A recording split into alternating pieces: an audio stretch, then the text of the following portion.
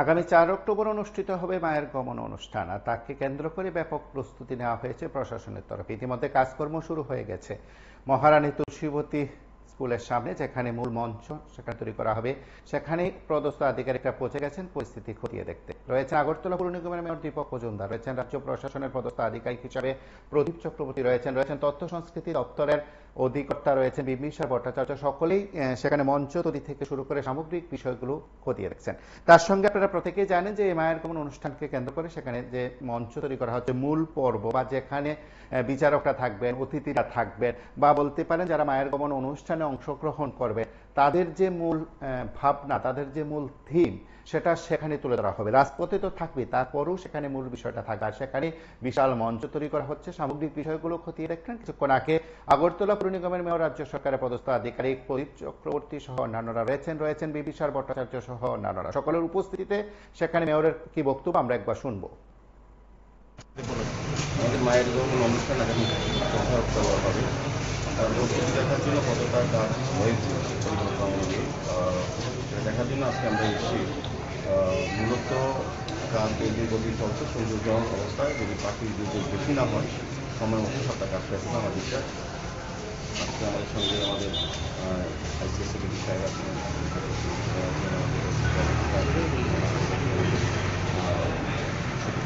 আছেন, তারপরে এবং অন্যান্য আধিকারিক আছেন, কর্তৃপক্ষ যারা আছেন, যারা এই কাজগুলো করবেন বা দেখাশোনা করেন। প্রত্যেকে এসছেন। আমার বিশ্বাস থাকবে যে মায়ের গমন অনুষ্ঠান বিগত পরিচালনা যা করতে বলে এটা আরও বেশি ভালো হবে। সেভাবেই আমাদের তথ্য সংস্কৃতি দপ্তরের থেকে উদ্যোগ নেওয়া হয়েছে। আমাদের মুখ্যমন্ত্রী আগ্রহ প্রকাশ করেছেন যাতে সেখানে বাস্তবতা ভালো বা সেভাবেই দপ্তরে আমাদের তো গতবার যেগুলি দরকার ছিল রেলগেট দেওয়ার কথা, এটা আমরা কিন্তু কাজ শুরু হয়ে গেছি এবং এটার প্রতি মানুষের একটা উৎসাহ এবং ঠিকানা আছে।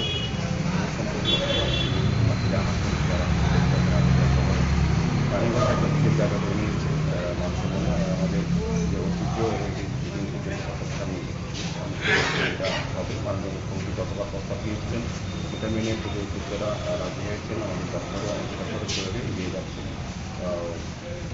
আমার আশা থাকবে যে গতবার 2 বছর থেকে আরও বেশি সমাগম হবে এবং এটা ভালো হবে সব দিকে। এবং এটার সঙ্গে যুক্ত আছে আপনার প্রতিমা নিরঞ্জন যে দশমীটা সেভাবে প্রস্তুতি নেওয়া হয়েছে। আজকে থেকেই মায়ের নিরঞ্জন শুরু হয়েছে। সবটাই একটা জায়গার মধ্যে আছে যেটা মায়ের গমন এবং নিরঞ্জন করার সুন্দর হবে। আমার অনুভূতি সমস্ত ক্লাস যারা অংশগ্রহণ করবে তার সুশৃঙ্খল থাকে, তাদের উপস্থাপনা এখানে প্রদর্শন করবে। আমাদের আর্থ বিভাগ, ট্রাফিক দপ্তর, আমাদের সংস্কৃতি দপ্তর সহ সমস্ত পৌর নিগম সমস্ত ব্যবস্থাপনা মোটামুটি সম্পন্ন হয়েছে। এবং আজকে এই কারণে আমরা এখানে সবাই কাজ কতটা এগিয়েছে করা হচ্ছে।